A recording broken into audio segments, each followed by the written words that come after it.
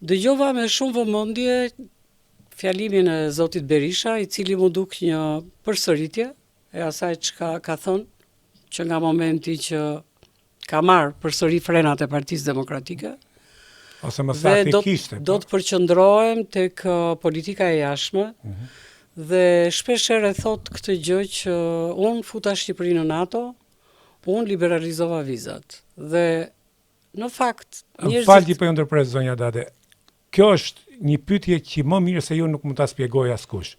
Unë kam folur dhe me Agim Fagun, pra hyrja NATO nuk është merit e Berishës, ishte një proces që filluar me kohë. Sigurisht. Ashtu edhe vizave. Pse kjo politikën shqiptare që unë atë po shpjegoj dhe shpeshherë arritjet personalizohen. Po.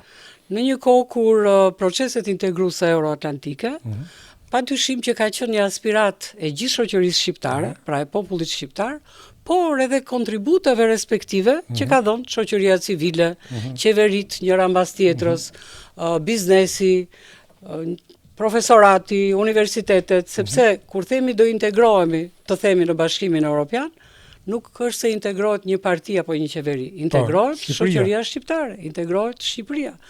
Kështu që ata që nuk njohin këtë proces, i cili nuk mund të jetë një akt, por është një proces, dhe ato standarde që i është dashur Shqipërisë tjari, si për antarësimin në NATO, si për liberalizimin e vizave, si tani për Bashkimin Evropian, janë një proces i gjatë në këto 30 e ca vjet, sepse duhet të dim që për integrimin në Bashkimin Evropian, Shqipëria pati një marrëdhënie me komunitetin evropian që quhej në atë kohë që nga 92-shi.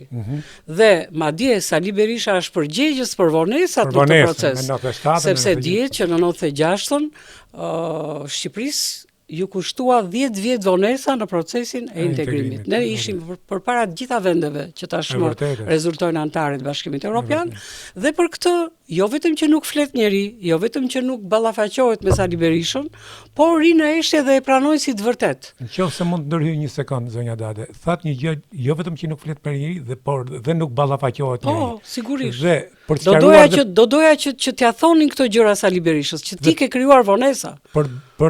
Për të sqaruar publikun, ju keni qenë pjesë e atij procesi për futjen e Shqipërisë NATO. A mendoni se ky proces, ose ja mendoni, ju e dini më mirë, kur ka filluar dhe si ka shkrisë, ndjenin time ka filluar shumë vite përpara kur ishte Partia Socialiste, që mas 97-s. Dhe ka bërë një punë të madhe diplomacia shqiptare në atë kohë dhe qeveria shqiptare. Kërkesa për NATO shkon shumë mbrapa deri në 91-92-shin. Madje historian të respektuar thonë që që në kohën e Vilson Ahmetit, kur ka qenë kryeministër, është bërë një kërkesë informale. Po, ka qenë zoti Alfred Mojsiu, kryetari i sigurisht që që u krijua dhe shoqata e Atlantikut Veriut. Por sigurisht që duhej reformuar ushtria, dhe për këtë arsye Shqipëria bashkë me vende të tjera të Europës Juglindore u bën pjesë të jo vetëm të Europës Juglindore, po edhe të botës balltike, të 3 republikave atje. U bën pjesë të Partnership for Peace, pra të partneritetit për paqe, dhe sigurisht u krijua grupi Vilnius 9, pra ishin 9 vende.